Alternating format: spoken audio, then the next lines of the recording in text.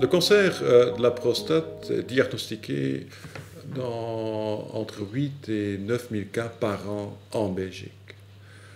En cas d'absence de lésion à distance lors de cette diagnostic initial, la prise en charge initiale consiste en une chirurgie ou une radiothérapie ablative, c'est-à-dire qu'on enlève ou on neutralise la tumeur. Malheureusement, entre 30% de ces patients, pendant les 10 ans après la chirurgie ou après la radiothérapie, montrent une récidive. Après cette prise en charge initiale par chirurgie ou par radiothérapie, les patients sont suivis par le PSA. Le PSA est un marqueur qu'on détermine dans des prises de sang et qui est indicatif, qui indique la présence d'une récidive tumorale. Maintenant, en cas d'une légère augmentation de ce PSA, en utilisant les techniques classiques, c'est très difficile d'identifier le site de cette récidive. La technique qu'on a récemment introduite ici à l'Institut Bordet utilise des traceurs qui peuvent d'une manière très sensible, identifier des sites de récidive. Ces traceurs sont marqués à l'aide d'un isotope radioactif. Cet isotope radioactif est détecté par le PET scan.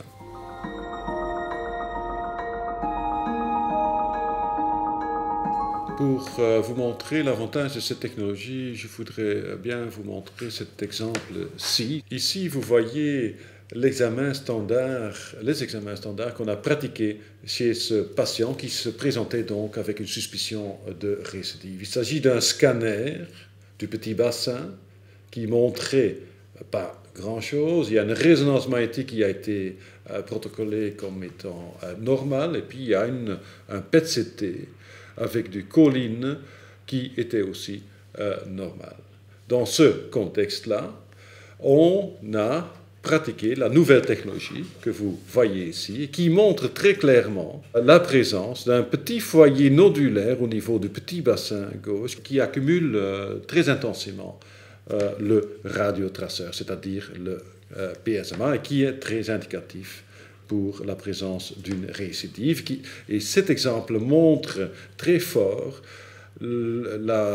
l'avantage en termes de sensibilité de la technologie par rapport à toute autre technologie standard. L'avantage pour le patient est qu'on puisse détecter des récidives plus précocement, à un stade moins avancé. En oncologie, en général, on préfère de détecter la maladie dans des phases précoces parce que cela augmente la probabilité d'arriver à guérir le patient. Cette technologie a été introduite ici à l'Institut Bordet il y a quelques mois. Et quelques semaines après, la technologie a aussi été introduite à l'UZ Gastelsberg à la KUL. Cela veut dire qu'il y a jusqu'à présent, seulement 2 centres PET qui peuvent pratiquer cette technologie pour ces types de patients. Cela veut dire que la capacité est très faible et on espère dans un futur proche que les autres centres PET vont aussi introduire cette technologie et comme ça on pourrait répondre vraiment à la question chez tous les patients. Pour le patient, cette technologie est disponible dans les critères de remboursement actuels de INAMI, donc il n'y a pas de souci en termes de frais pour les patients. Pour l'hôpital aussi, c'est une technique à faible coût parce que le traceur n'est pas marqué avec un isotope pour lequel il faut un cyclotron, qui est très cher comme technologie, mais cet isotope peut être généré par un petit générateur à faible coût. Cela veut dire que le frais d'hôpital, lui aussi, est très acceptable.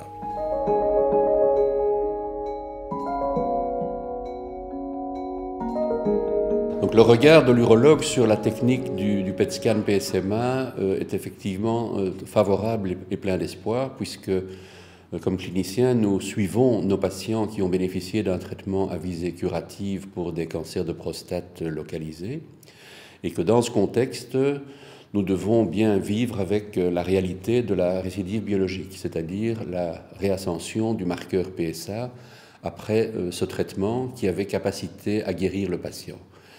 Au moment où celle-ci survient, il faut faire un tri par rapport à des explications plus simples ou plus rassurantes, mais quelquefois la pente de montée du PSA est plus inquiétante, et donc il faut pouvoir trouver une réponse pour rassurer le patient et pour envisager une nouvelle modalité de traitement.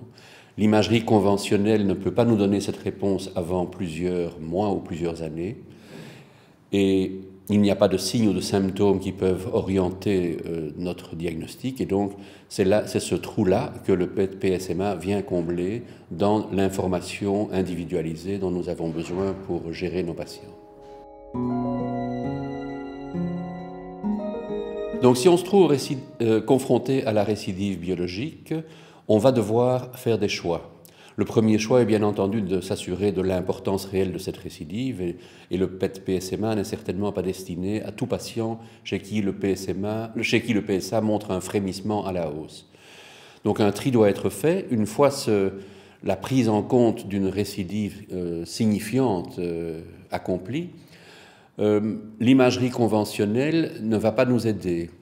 Ce que l'on veut éviter aux patients, ce sont des traitements globalisés qui vont tirer sur une mouche avec un canon, c'est-à-dire irradier tout un petit bassin en pensant que la récidive se trouve près du site d'une intervention qui a eu lieu quelques mois ou quelques années avant, ou faire prendre au patient un traitement hormonal, donc une castration médicale, qui est grevé d'une série d'effets secondaires bien connus, et que l'on souhaite donc retarder autant que faire se peut, puisque la maladie cible est relativement réduite et qu'elle peut faire l'objet d'un traitement tout à fait localisé.